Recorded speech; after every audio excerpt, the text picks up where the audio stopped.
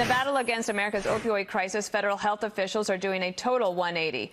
New guidelines are now urging doctors to taper patients off prescription drugs slowly, warning an abrupt cutoff could be harmful. Let's bring in Derek Maltz. He's former special agent in charge at the Drug Enforcement Administration. Derek, this is something that had been frustrating for people who were worried about patients who had pain, that were needing these medications, that they all of a sudden were finding themselves in a position of not being able to get the medicine they need, and they would seek it out in places that were not as good or legal.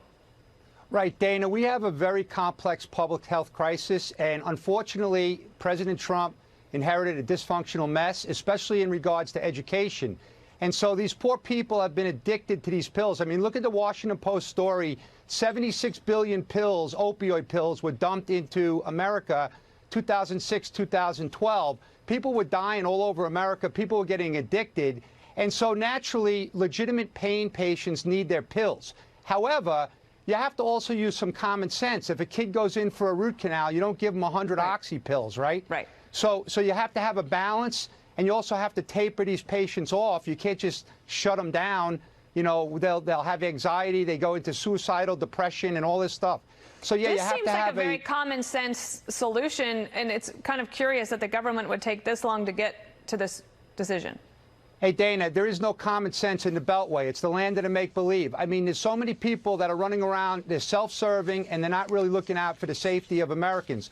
What really should be the focus is the Mexican cartels and the organized crime from China, and all the meth and heroin and fentanyl and all the drugs that are coming into America, killing the citizens of this great country. And you look at the, last year there was 32,000 alone that died from the synthetic fentanyl, the synthetic opioids. Right. And we act like there's a victory here. We have to keep the focus on what the problem is right now, and that's the southwest border and the pills that are coming over with the fentanyl coming in from China as well. Let me get your take on this other story that developed late last week. So Sesame Street is going to have a character named Carly, and her mother, in fictional, has an opioid addiction. This caused a little controversy with people asking, for example, Carol Markowitz wrote this in the New York Post. She said, "All a small child will hear is that a character's mother is gone.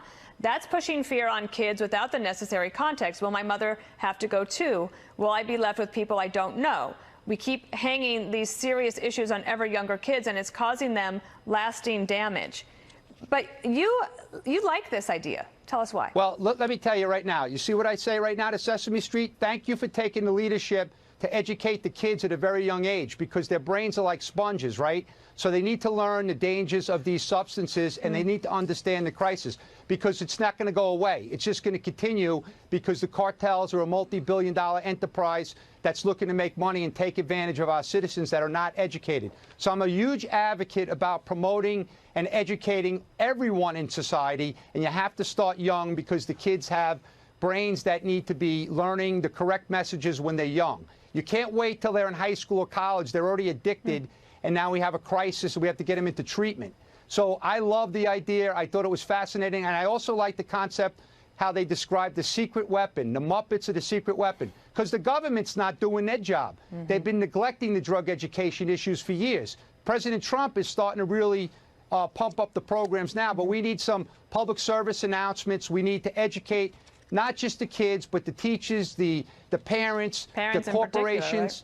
Right? The parents have to know what's going on, because these kids are taking counterfeit drugs now, Dana. Look at the Mexican oxy all over America. One of the things I try to tell people, because it really sets the tone, in 2015, there were no pills seized in Phoenix, Arizona of this Mexican oxy stuff. Last year, there was 380,000. This year, in July, August, there was 1.1 million pills. Wow. So the pills are escalating, the deaths of fentanyl are escalating. So the government has to be, there's got to be more sense of urgency. So thank God the media is engaging and sending the public messages, because if we wait for the government, it's going to be too late. Right.